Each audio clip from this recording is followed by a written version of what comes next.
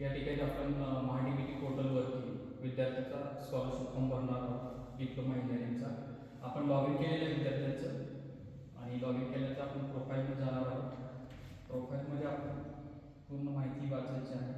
2025-26साठी आपण फॉर्म याचा भरतोय. त्याच्यामध्ये प्रोफाईलमध्ये विद्यार्थ्याचं आधार अपडेटचं व्हेरीफाय करून घ्यायचं आहे, ईमेल आय डी व्हेरीफाय करायचं आहे, मोबाईल नंबर व्हेरीफाय झालेला आहे. या ठिकाणी विद्यार्थ्याचं इन्कम सर्टिफिकेट तहसीलदार यांनी दिलेलं त्या विद्यार्थ्यांनी अपलोड करायचं ब्राउझरमध्ये 250 KB JPG फॉर्मॅटमध्ये आणि त्या विद्यार्थ्यांनी केलेलं आहे. 2024-25चं ओरिजिनल अपलोड करायचं आहे. त्याच्यानंतर डोमेसाईल सर्टिफिकेट ऑलरेडी आहे याच्यामध्ये. त्याच्यानंतर इथं विद्यार्थ्याचे बँक डिटेल्स आहेत ते फिलअप केलेले आहे आणि हा डाटा सेव्ह करून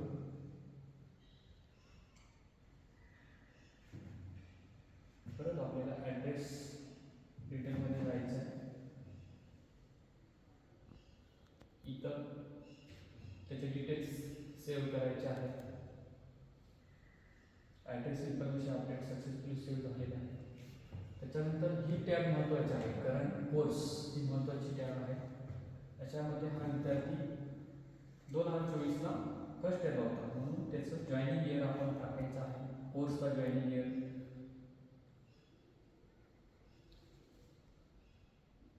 2024 आपण सिलेक्ट केलेलं आहे.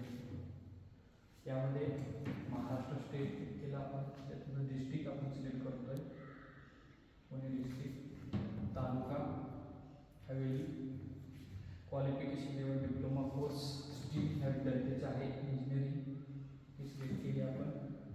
कॉलेजचं नेम आहे Kasegaon societies Rajapur stop technology polytechnic course आहे हा विद्यार्थ्याचा कम्प्युटर इंजिनिअरिंग. ॲडमिशन टाईप आहे तर त्याचं डॉक्युमेंट कोटा सिलेक्ट करायचा आहे. इथं विचारलं CET मेरिट पर्सेंटेज, तर तेच 10वीचे पर्सेंटेज इथं टाकायचं आहे, 85% पडलेलं आहे. Application admission ID CAP allotment letter, हे जे ॲडमिशन अलॉटमेंट लेटर झालेलं आहे ते इथं एंटर करायचं आहे. ह्या विद्यार्थ्याचा नंबर आहे DEN 24/10/2337 आहे, सिलेक्ट केला. आता ह्या विद्यार्थ्याचे इथं upload CAP ID merit percentage document select related document upload करायचं. इथं CAP allotment letter admission confirmation झालेलं इथं त्याचं अपलोड करायचं आहे. 250 KB मध्ये आपण सेव्ह करायचा आहे. तो कॅप अलॉटमेंट लेटर आपण अपलोड केला. त्याच्यानंतर विद्यार्थी फर्स्ट इयर पास आउट आहे, फर्स्ट इयर आपण सिलेक्ट केलं. इथं फर्स्ट इयर कंप्लीट झाले विद्यार्थ्याचं आणि फर्स्ट इयर ॲडमिशन इयर त्याचं 2024 कंप्लीट झालेलं आहे. पर्सेंटेज त्याला मिळाले 85%. त्याचा रिझल्ट आहे पास म्हणून. तर त्याची ॲडमिशन कॅटेगरी ओपन झालेली आहे. आपण EBCचा फॉर्म भरत आहोत. त्याच्यानंतर विद्यार्थ्याचे 2 मार्कशीट अपलोड करायचे, फर्स्ट सेम सेकंड सेम. त्याचे 2 मार्कशीट 250 KB मध्ये फर्स्ट सेम आणि सेकंड सेम एकत्रित स्कॅन करून ते अपलोड करायचे आहेत. तिथं अपलोड केलेलं आहे. मोड ह्या कोर्सचा रेग्युलर आणि सेव्ह केला आपण. करंट कोर्सचा सेव्ह झालेला आहे. अशा प्रकारे विद्यार्थ्याचं फर्स्ट इयर कंप्लीट झालं. चेक करायचं अलॉटमेंट डेटा अपलोड केले का, एक साईन असलेलं इथं त्याचं नाव हे अलॉटमेंट सर्टिफिकेट आहे त्या विद्यार्थ्याचं, तर अपलोड केलेलं आहे. त्याच्यानंतर फर्स्ट इयर कंप्लीट विद्यार्थी सेकंड इयरला शिकत आहे, तर year of study second year select करायचं आहे. आणि तो विद्यार्थी पर्सेंटेज शिकत आहे म्हणून पर्सेंट टाकले. तारीख त्या विद्यार्थ्याची ही भरलेली पावती होती तारीख आहे. साधारणतः विद्यार्थ्यांनी जुलैमध्ये ॲडमिशन घेतले 23 तारखेला आणि या ठिकाणी फी पेड झिरो करायचं आहे आणि ही भरलेली पावती अपलोड करायची आहे. आपण आता विद्यार्थ्याची फी भरलेली पावती अपलोड करतो. अपलोड केली, सक्सेसफुल झाली आणि हा सेव्ह करायचा. या ठिकाणी विद्यार्थ्याचं फर्स्ट इयर आणि सेकंड इयर डाटा सेव्ह झालेला आहे. तसंच ह्या विद्यार्थ्याचं पास्ट क्वालिफिकेशनमध्ये आपण जाणार आहोत. पास्ट क्वालिफिकेशनमध्ये 10वीचं मार्कशीट इथं अपलोड करायचं आहे, इथं केलेलं आहे. हे 10वीचं मार्कशीट उघडून अपलोड करायचं या ठिकाणी. अशा रीतीने विद्यार्थ्याचं करंट कोर्स आणि पास्ट क्वालिफिकेशन हा पूर्ण भरलेला आहे. तसेच हॉस्टेल डिटेलमध्ये जायचं आहे. जे विद्यार्थी हॉस्टेलमध्ये राहतात किंवा रूम करून राहतात त्यांनी हॉस्टेल हा सिलेक्ट करायचा आहे आणि ते येणारे डिटेल्स भरायचे आहेत. हा विद्यार्थी हॉस्टेलला राहत नाही म्हणून डे स्कॉलर आपण सिलेक्ट केले, डाटा सेव्ह झालेला आहे. हा विद्यार्थ्यांनी फर्स्ट इयर कंप्लीट केलेला आहे, सेकंड इयरला फॉर्म भरतो म्हणून तर ह्या विद्यार्थ्याला स्कीम निवडायची, तो अर्ज करणार आहे. ओपन कॅटेगरीचा विद्यार्थी आहे म्हणून तर ओपन कॅटेगरीला त्याचं डिपार्टमेंट सिलेक्ट करायचं आहे. ओपन कॅटेगरीचं असे डिपार्टमेंट येतात. डायरेक्ट ऑफ टेक्निकल एज्युकेशन हे डिप्लोमा इंजिनिअरिंगसाठी डिपार्टमेंट आहे ओपन कॅटेगरीसाठी. त्याच्या 2 स्कीम आहेत. त्याच्यामध्ये जे हॉस्टेल राहतात त्यांच्यासाठी स्कीम आहे डॉक्टर पंजाबराव देशमुख वसतिगृह निर्वाह भत्ता योजना DT ही चालवते. ही स्कीम आहे. जे हॉस्टेल असेल ते अप्लाय करू शकतात. दुसरी स्कीम आहे राणी छत्रपती शाहू महाराज शिक्षण शुल्क शिष्यवृत्ती योजना EBC. हा विद्यार्थी ओपन कॅटेगरीमधून तो EBCला अप्लाय करेल. सर्च करायचं. सर्च केल्यानंतर हे डिटेल येतील. स्कीमचं नाव राणी छत्रपती शाहू महाराज शिक्षण शुल्क शिष्य योजना EBC. डिपार्टमेंटचं नाव आहे direct of technical education. Application date आहे आणि इथं टेक ॲक्शनमध्ये आपण अप्लाय करायचं आहे. अप्लाय केल्यानंतर विचारेल इज दिस ॲप्लिकेशन रिव्ह्यू. तर इथं विद्यार्थी फर्स्ट इयर कंप्लीट केलं आहे आणि तो सेकंड इयरला शिकत आहे, या कारणास्तव त्याला रिव्ह्यूज करायचं आहे आणि त्याचा ID तर विचारते enter previous year application ID. तो ID कुठून काढायचा आणि तो ID इथं आपल्याला भरायचा आहे. तर या केसमध्ये आपल्याला तो ID इथं माय स्कीम हिस्ट्रीमध्ये त्याचा ID इथं चालेल. तो इथं सर्च करायचा 2024मध्ये. इथं सर्च केलं तर विद्यार्थ्यांनी 24ला फॉर्म भरला होता. ॲप्रूव्ड ॲप्लिकेशन केलं तर त्याच्यामध्ये हा ID कॉपी करायचा 24-25 DTR. हा ID कॉपी केला आपण.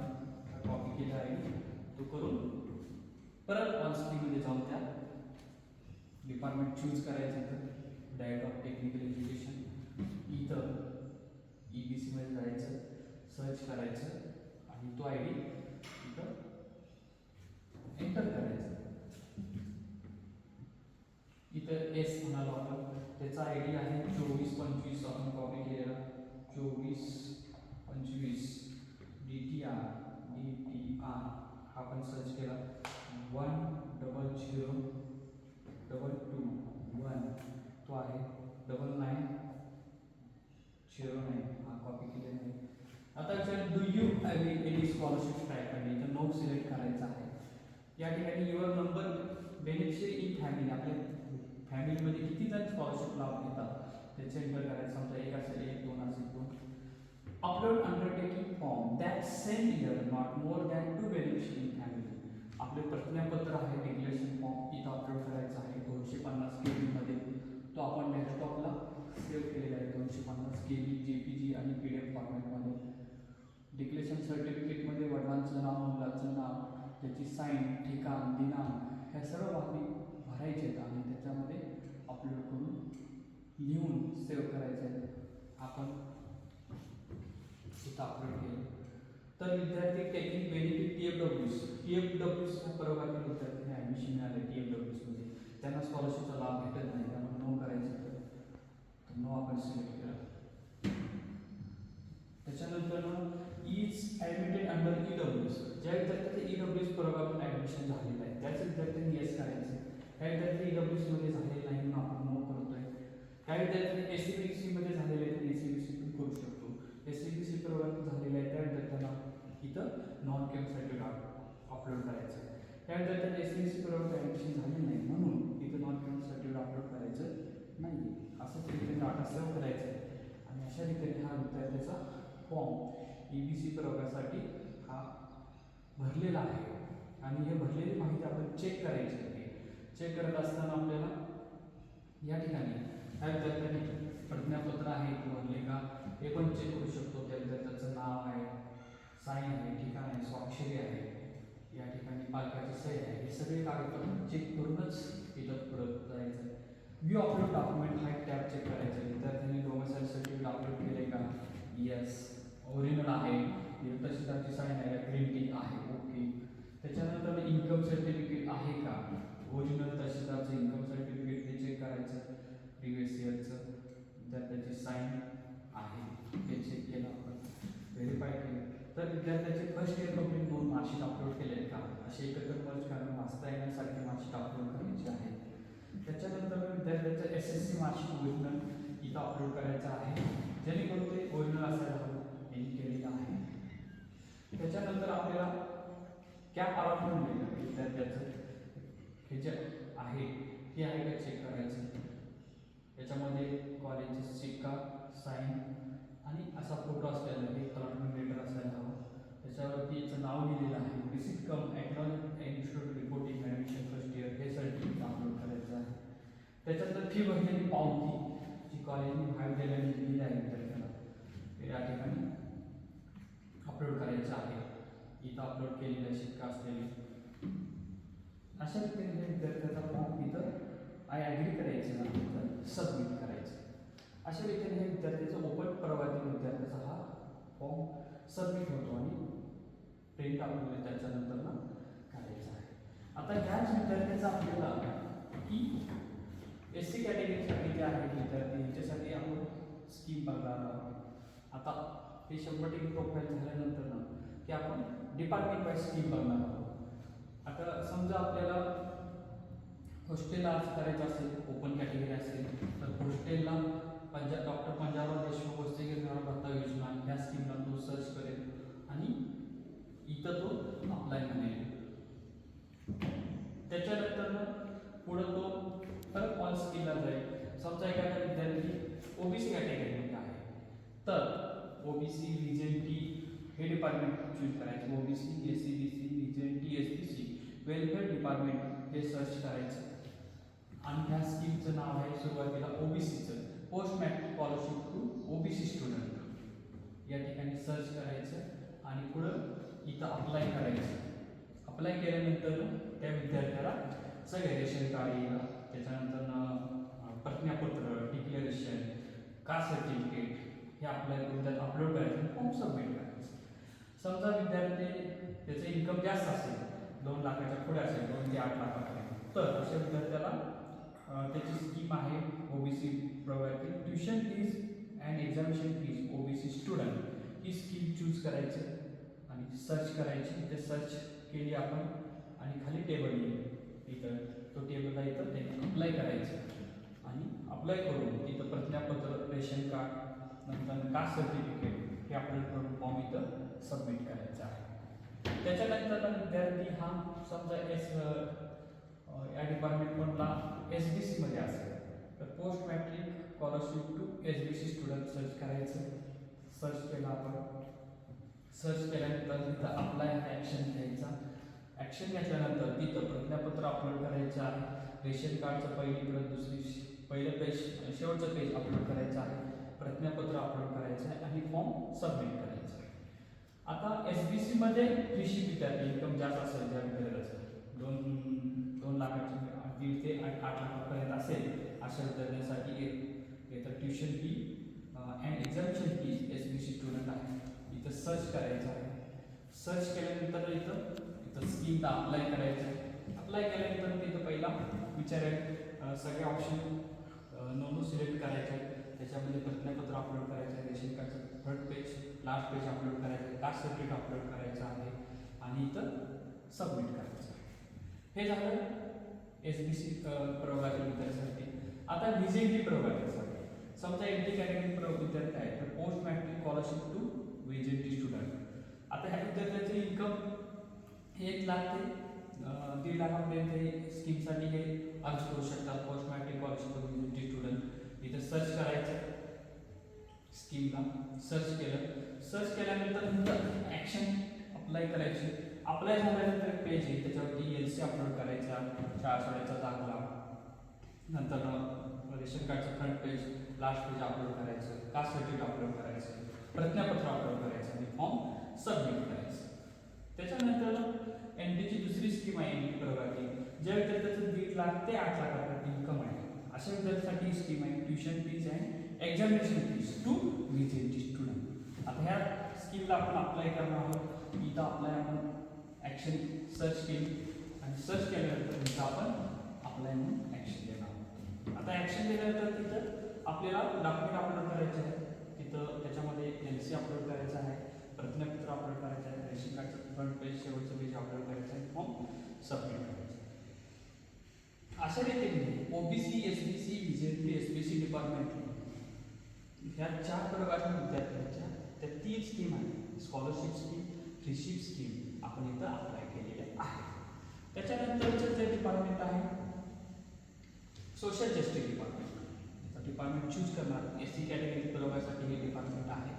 त्याच्यामध्ये आपण सर्च करतोय. आता डिपार्टमेंट आहे social justice special assistant department SC कॅटेगरीचं डिपार्टमेंट आहे. त्याच्यामध्ये त्याच्या 2 स्कीम आहेत. Government of India post matric scholarship इथे सर्च करायचे आहे. या स्कीमला ज्या विद्यार्थ्याचं इन्कम 1,00,000 ते साधारण 50,000 ते 2.5 लाखापर्यंत त्या स्कीमला हे विद्यार्थी अर्ज करू शकतात. अप्लाय करायचे ॲक्शन घ्यायचे. अप्लाय इथं इथे ॲक्शन अप्लाय करायचं. अप्लाय झालं तिथे विचार आहे इथं शाळा दाखला अपलोड करायचं आहे, प्रतिज्ञापत्र अपलोड करायचं आहे आणि फॉर्म इथं ऑनलाईन सबमिट करायचं. आता SC कॅटेगरीचं दुसरं फ्रीशिपसाठी ज्याचं इन्कम आहे 2.5 लाख ते इन्कम जास्त 2.5 लाखाच्या पुढे त्याच्यासाठी जी स्कीम आहे तर post matric tuition fee and examination fees ह्या स्कीमला सर्च करायचं आहे आणि ह्या स्कीमला इथं अप्लाय करायचं. अप्लाय केल्यानंतर तिथे विचारेल की इज दिस रिन्यू आहे का, येस नो. जर फ्रेश विद्यार्थी असेल तर नो करायचं रिन्यू ॲप्लिकेशन. जर जुने विद्यार्थी असेल SY त्यांनी येस करायचं आहे आणि LC अपलोड करायचं आहे तिथं आणि प्रतिज्ञापत्र अपलोड करून मग तिथं अप्लायला ॲक्शन घेऊन सबमिट करायचं. हे झालं सोशल जस्टिस डिपार्टमेंट जे SC प्रवर्गातील विद्यार्थ्यांसाठी 2 स्कीम आहेत तिथं आपण अप्लाय केलेलं आहे. त्याच्यानंतर ट्रायबल डेव्हलपमेंट डिपार्टमेंट. आता ट्रायबल डेव्हलपमेंट सर्च करायचं आहे. ट्रायबल डेव्हलपमेंट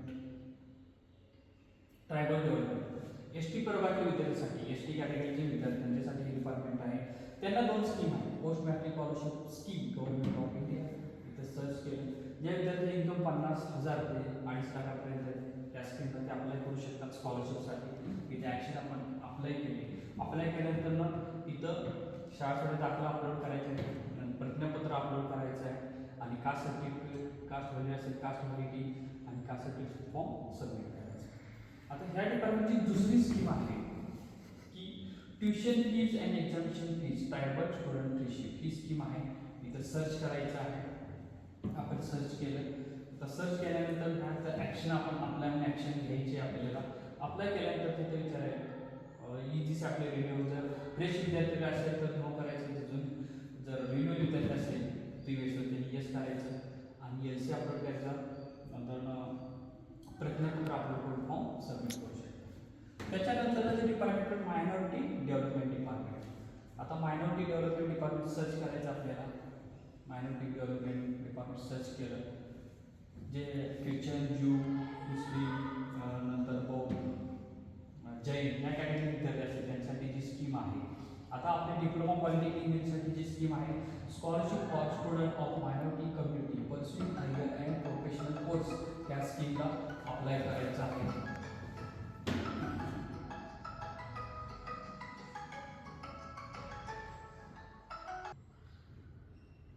या ठिकाणी मायनॉरिटी डेव्हलपमेंट आपण सिलेक्ट केलं.